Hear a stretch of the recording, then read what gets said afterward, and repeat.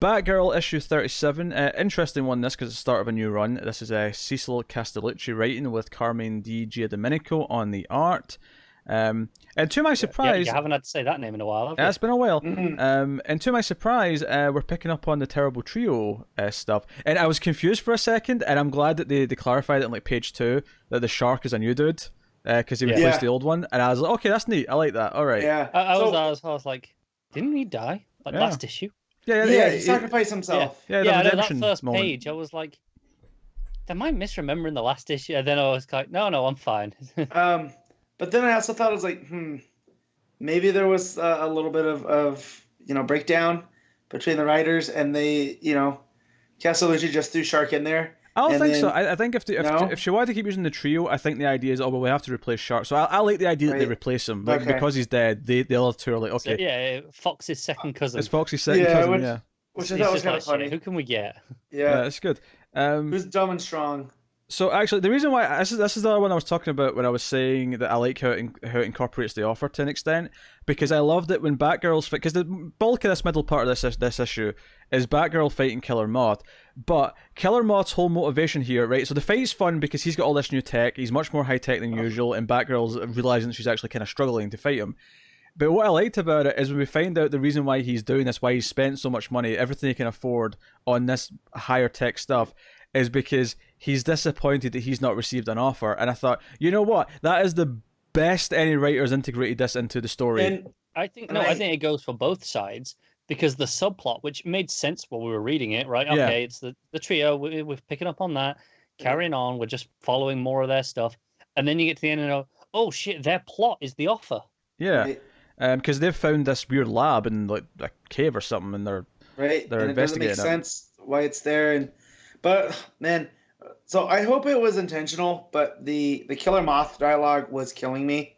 I really hated him. Oh yeah, no, it was great. I actually, honestly, my thoughts on this issue, obviously being from a new writer, is I actually really liked it, because see the opening scene when it's just the trio and they're going into the lab. Right. I love those, because sometimes when you start off in the villains, and especially when it's like their interaction with each other was cracking me up, and it was like the first really positive sign where I was like, oh, I think I actually really like Castellucci as a writer. I think I like her dialogue a lot. And then I got to the Killer Moth stuff, and I was like, oh man. He's just, and then I'm like, I hope this is intentional, because it didn't match anything else in the issue. Because I think that Castellucci's voice for Babs, one issue in, is pretty good. There's a lot of self-doubt there. Yeah. Coming off of where we left her in the last issue, having to rebuild. So everything with the trio, and like them debating, should we go in here, and then Shark just punching it, and like the back and forth of like, should we do this, should we not do this, like what are we here for, blah blah blah. And then finding this robot, and the robot's like, password, what is the password? Yeah, like just try 4 zeros. That's always the default things. I enjoy spending time with these characters, and I think that was a really good sign out. And obviously I like the Bab stuff as well, and artwork's very colourful. Belair's doing a fantastic job with the colours, and the distinct difference between the stuff in the lab, the greys and the blues, compared to the bright oranges of the clubs. What I like though is that the interest of color green when we get to the robot, and what I like about that is that it's a lab up until that point. It's all blues and greys, as you say, but you get to the robot, and then there's these like bright greens from the body sort of get incorporated. And what I like about that is that it's like, that's what tells you, okay, we're going into sci-fi. Like, it's all been really cold and kind of clinical, but now there's sci-fi because there's bright green mixed in with that. But you get the bright, colourful fight, and the fighting looks good. I think the dialogue and the narration from Babs is pretty good. I think my only problem with the colours here is occasionally it's actually a little too bright. Like the sky looks like a really light blue, but I can see the street lights are on. Okay, sure. There are just a few points like that. But what I like about this is that Babs is like, all right, it's Killer Moth. I'll be done with this in 5 minutes. And I think I even mentioned it. We mentioned earlier that he was kind of the villain in year one. He was one of the villains at least in year one. Yeah, and it kind of is calling back to the idea that this should be easy. I mean, it was hard then, but she's moved beyond that. Yeah, I don't know, but also I like the Jason Bard stuff. I like that he's becoming a supporting character, and he was holding out. He had tickets. He wanted to take Babs. Yeah, I actually laughed a lot. Again, this is just showing Castellucci's like knack for dialogue. Is like the other two like talking about how he's clearly got a thing for Babs. And he's like, "Don't be ridiculous." And then it's like a few songs later, and he's just kind of drunkenly, "Oh God, I've got a thing for Barbara Gordon." Like it made me laugh. I actually got a chuckle out of it. Yeah. So that was all fun, and then the offer comes through for Oracle, not the trio, which I liked. No, the robot's Oracle. Yeah. Yeah. Yep, for the Oracle robot. So, which I like as an idea. I'm always a fan of Whedon did it in Astonishing, of the Danger Room coming to life and being sentient and then getting that body. Yeah. So I love the idea of the sentient robot villain. Yeah, no, I'm into that. I like that we still have the trio, we still have the supporting cast from the previous run, but we're also introducing this robotic Oracle as a whole new element. And we should mention as well, Bab's part of the story ends with her like plummeting seemingly to her death. You know, we do end in a cliffhanger there before we come back to the robot. Yeah. But yeah, really neat. I am very I was enjoying the previous run, but I'm actually feeling very optimistic after this first issue of this one.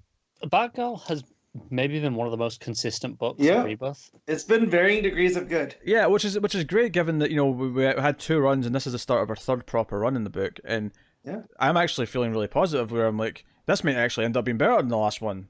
Like, looking at this first issue, the art's definitely better. I'll say that first most. The art is head and shoulders above.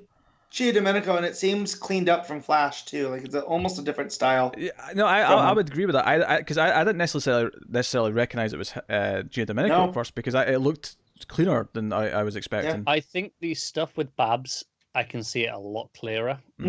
All the stuff with the trio, I think looks very different. But good, different, not bad. I'm always a fan when an artist does that, when they change up their style, when they change books. So like Gia Domenico's Flash looks like Gia Domenico's Flash. Still some of the best work in years. Yeah. Oh, easy.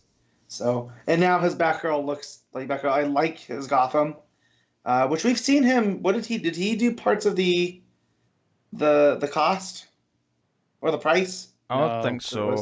There was something in Metal. One of the tie-in. Yeah, because he's been in Gotham before, and it was. Did he do the Red Death? Yeah, I could see that would have been him maybe because of these Flash ties. I could. Yeah. Yeah. No, I'm feeling really good about this.